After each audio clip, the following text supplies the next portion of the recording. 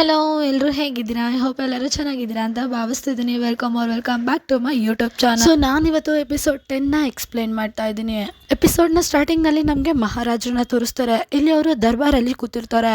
ಇಲ್ಲಿ ಮಹಾರಾಜ ಹೇಳ್ತಿರ್ತಾರೆ, ಜ್ಯೋತಿಷಿ ನೀನು ನಕ್ಷತ್ರಗಳನ್ನ ನೋಡಿ ಭವಿಷ್ಯ ಹೇಳ್ತೀಯಾ, ಈಗ ಬಂದಿರೋ ತೊಂದರೆಗೆ ಏನಾದ್ರೂ ಸೊಲ್ಯೂಷನ್ ಇದೆಯಾ ಅಂತ ಕೇಳ್ತಿರ್ತಾರೆ. ಇಲ್ಲಿ ಅದಕ್ಕೆ ಜ್ಯೋತಿಷಿ ಮುಂದೆ ಬಂದು ಹೇಳ್ತಿರ್ತಾನೆ, ಕ್ಷಮಿಸ್ಬಿಡಿ ಮಹಾರಾಜ್ರೆ, ಇದು ಸ್ವರ್ಗದಿಂದ ಬಂದಿರೋ ಅಂತ ಪನಿಷ್ಮೆಂಟು. ನಕ್ಷತ್ರಗಳಲ್ಲಿ ಇದಕ್ಕೆ ಏನು ಪರಿಹಾರ ಇಲ್ಲ. ಜ್ಯೋತಿಷ್ಯರು ಮಾತು ಕೇಳಿ ಅಲ್ಲಿ ನಿಂತಿರೋ ಎಲ್ಲ ಮಂತ್ರಿಗಳು ಮಾತಾಡ್ಕೋತಿರ್ತಾರೆ. ಮೋಸ್ಟ್ಲಿ ಆ ಹೆಂಗ್ಸು ರಾಣಿ ಸೂಸಿಂಗ್ ಇಂದಾನೆ ಇದೆಲ್ಲ ಆಗ್ತಿರ್ಬೋದು. ಸೂಸಿಂಗ್ನ ಅರಮನೆಯಿಂದ ತೆಗ್ದಾಕಿ ಅಂತ ಮೊದಲು ಹೇಳಿದ್ನಲ್ಲ ಮಂತ್ರಿ, ಅವನೇ ಮತ್ತೆ ಬರ್ತಾನೆ. ಇಲ್ಲಿ ಅವನ ಮನ್ಸಲ್ಲಿ ಅವನು ಮೊದಲು ಮಾತಾಡ್ಕೋತಾನೆ, ಹೌದು ಇದೆಲ್ಲ ಆ ಹೆಂಗ್ಸಿಂದಾನೆ ಆಗ್ತಿರೋದು. ಮಂತ್ರಿ ಮಹಾರಾಜ್ರಿಗೆ ಹೇಳ್ತಿರ್ತಾನೆ, ಮಹಾರಾಜ್ರೆ ಈಗ ನೀವು ನಿಮ್ಮ ಐಡೆಂಟಿಟಿನ ಕಳ್ಕೊಂಡಿದ್ದೀರಾ, ಅದಕ್ಕೆ ಸ್ವರ್ಗ ನಿಮಗೆ ಈ ಶಿಕ್ಷೆನ ಕೊಟ್ಟಿರೋದು. ಈಗ ಆ ಕಾಲ ಏನ್ ಬಿದ್ದಿದೆ ಅದು ಸ್ವರ್ಗದಿಂದ ಬಂದಿರೋಂಥ ಒಂದು ವಾರ್ನಿಂಗು. ಈ ಮಾತನ್ನೆಲ್ಲ ಕೇಳಿ ರಾಜನ್ಗೆ ತುಂಬಾ ಹತ್ರದಲ್ಲಿರುವಂತ ಮಂತ್ರಿ ಹೇಳ್ತಿರ್ತಾರೆ, ನಿನ್ಗೆ ಎಷ್ಟು ಧೈರ್ಯ ರಾಜನ್ಗೆ ಈ ತರ ಎಲ್ಲ ಮಾತಾಡೋದಕ್ಕೆ. ಈ ಮಾತಿಗೆ ರಾಜ ಸುಮ್ನಿರು ಅಂತ ಅವ್ರ ಮಂತ್ರಿಗೆ ಹೇಳ್ತಿರ್ತಾರೆ. ಇಲ್ಲಿ ದರ್ಬಾರಲ್ಲಿರೋ ಮಂತ್ರಿ ಕಂಟಿನ್ಯೂ ಮಾಡ್ತಾ ಹೇಳ್ತಿರ್ತಾನೆ, ನಾನು ಮಹಾರಾಜರಲ್ಲಿ ವಿನಂತಿ ಮಾಡ್ಕೋತೀನಿ, ರಾಣಿ ಸೂಸಿಂಗ್ನ ಕ್ವಾನ್ಕುಂಗ್ ಪ್ಯಾಲೇಸ್ ಸೈಡ್ ಹಾಲ್ ಇಂದ ಹೊರಗೆ ಹಾಕ್ಬೇಕು ಅಂತ, ಮತ್ತೆ ಹೆವೆನ್ ಅದ್ರ ಕೋಪನ ಕಮ್ಮಿ ಮಾಡ್ಕೋಬೇಕು ಅಂತ ರಾಜ್ಯ ಆದೇಶನ ಜಾರಿ ಮಾಡಿ. ಇಷ್ಟು ಹೇಳಿದ್ಮೇಲೆ ಎಲ್ಲಾ ಮಂತ್ರಿಗಳು ಕೆಳಗೆ ಮಂಡಿ ಊರಿ ಕುತ್ಕೊಂಡು ರಾಜನ ಹತ್ರ ಕೇಳ್ಕೊತಿರ್ತಾರೆ. ಇಲ್ಲಿ ರಾಜ ಅವನ ಮನ್ಸಲ್ಲಿ ಅವನೇ ಮಾತಾಡ್ಕೋತಿರ್ತಾನೆ, ಏನು ನಿಜವಾಗ್ಲೂ ಇದೆಲ್ಲ ನನ್ನಿಂದಾನೇ ಆಗ್ತಿರೋದಾ? ಇಲ್ಲಿ ಅವ್ರ ಮಂಡಿ ಹತ್ರ ಇರೋ ಬಟ್ಟೆನ ಜೋರಾಗಿ ಮಡಚ್ತಾ, ಮತ್ತೆ ಇದೆಲ್ಲ ರಾಣಿ ಸೂಸಿಂಗ್ ಇಂದಾನ ಆಗ್ತಿರೋದು. ಇಲ್ಲಿಯ ಮಂತ್ರಿ ಹೇಳ್ತಿರ್ತಾನೆ, ಮಹಾರಾಜ್ರೆ ನಾನು ನಿಮ್ಮ ಹತ್ರ ವಿನಂತಿ ಮಾಡ್ಕೋತಿದ್ದೀನಿ, ಈ ತೊಂದರೆಯಿಂದ ಜನಗಳನ್ನ ನೀವೇ ಕಾಪಾಡಬೇಕು ಅಂತ ಅವರು ತಲೆ ಬಗ್ಸಿ ಪ್ರೇಯರ್ ಮಾಡ್ಕೋತಿರ್ತಾರೆ. ಆಗ ಎಲ್ಲ ಮಂತ್ರಿಗಳು ಕೂಡ ಅದೇ ಥರನೇ ಮಾಡ್ತಾರೆ. ಇಲ್ಲಿ ರಾಜನ್ಗೆ ಫುಲ್ಲು ಟೆನ್ಷನ್ ಆಗ್ಬಿಡುತ್ತೆ. ಇಲ್ಲಿ ಅವನು ಜೋರಾಗಿ ಉಸಿರಾಡ್ತಿರ್ತಾನೆ. ಆಮೇಲೆ ಅವನು ಅಲ್ಲಿಂದ ಎದ್ದು ಹೊರಟೋಗ್ಬಿಡ್ತಾನೆ. ಈಗ ಇಲ್ಲಿ ನಮಗೆ ನಾನಿ ಕ್ಯೂನ ತೋರಿಸ್ತಾರೆ. ಇಲ್ಲಿ ಅವರು ಮಹಾರಾಣಿ ಹತ್ರ ಮಾತಾಡ್ತಿರ್ತಾರೆ, ಅರಮನೆಯಿಂದ ಇಷ್ಟೇ ಸಂದೇಶ ನಮಗೆ ಬಂದಿರೋದು.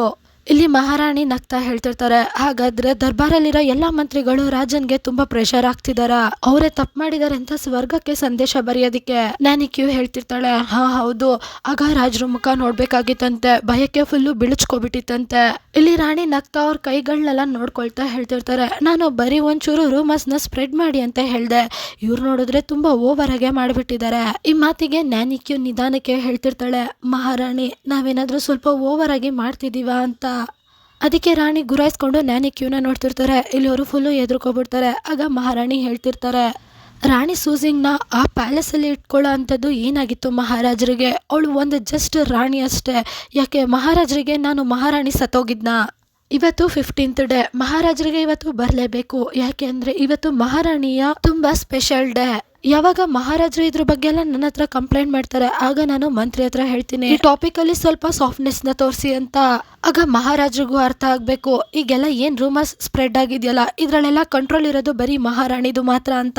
ಈ ಮಾತಿಗೆ ನಾನಿ ಕ್ಯೂ ನಗ್ತಾ ಹೇಳ್ತಿರ್ತಾಳೆ, ಮಹಾರಾಣಿ ನೀವು ತುಂಬಾ ಇಂಟೆಲಿಜೆಂಟು ಅಂತ. ಇಲ್ಲಿ ಅದಕ್ಕೆ ರಾಣಿ ಕೂಡ ನಗ್ತಾ ನಾನಿ ಕ್ಯೂಗೆ ಹೇಳ್ತಿರ್ತಾರೆ, ಹೋಗು ಮೊದ್ಲು ಅಡ್ಗೆ ಮನೇಲಿ ಹೋಗಿ ನೋಡು, ಮಹಾರಾಜರಿಗೆ ಆಗ್ಬೇಕಾಗಿರೋ ಅಡ್ಗೆಗಳೆಲ್ಲ ಚೆನ್ನಾಗ್ ಆಗ್ತಾ ಇದೆಯಾ ಇಲ್ವಾ ಅಂತ. ಇಲ್ಲಿ ನಾನಿ ಕ್ಯೂ ಸರಿ ಆಯ್ತು ಅಂತ ಅವಳು ನಗ್ತಾ ತಿರುಗ್ತಿರ್ತಾಳೆ. ಅದೇ ಟೈಮಿಗೆ ಅಲ್ಲಿಗೆ ದೇವಾಂಗ್ ಬರ್ತಾರೆ. ಇಲ್ಲಿ ಅವರು ಬಂದಿದ ತಕ್ಷಣ ಮೊದಲು ಮಹಾರಾಣಿಗೆ ನಮಸ್ಕಾರ ಮಾಡಿ ಆಮೇಲೆ ಹೇಳ್ತಿರ್ತಾರೆ, ಮಹಾರಾಜರು ಮಾತಿನ ಸಂದೇಶ ಕಳಿಸಿದ್ದಾರೆ, ಅವ್ರ ಮಾತಿನ ಸಂದೇಶದ ಪ್ರಕಾರ ಅವ್ರು ಇವತ್ತು ಬರಲ್ವಂತೆ ಅಂತ ಸ್ವಲ್ಪ ಎದ್ರುಕೊಂಡು ಹೇಳ್ತಿರ್ತಾನೆ. ಈ ಮಾತಿಗೆ ನಾನಿ ಕ್ಯೂ ಕೂಡ ಹೆದ್ರುಕೊಂಡು ಮಹಾರಾಣಿನೇ ನೋಡ್ತಿರ್ತಾಳೆ. ಇಲ್ಲಿ ಮಹಾರಾಣಿ ರಕ್ತ ಕೇಳ್ತಿರ್ತಾಳೆ, ಇಷ್ಟೊಂದೆಲ್ಲ ಪ್ರಾಬ್ಲಮ್ಸ್ ನಡೀತಿದ್ಯಲ್ಲ, ಅದಕ್ಕೆ ಮಹಾರಾಜರು ಟೆನ್ಷನ್ ಅಲ್ಲಿ ಅವ್ರ ಪ್ಯಾಲೇಸ್ ಅಲ್ಲಿ ಅವರು ಉಳ್ಕೊಂಡಿದಾರ ಅಂತ ಕೇಳ್ತಿರ್ತಾಳೆ.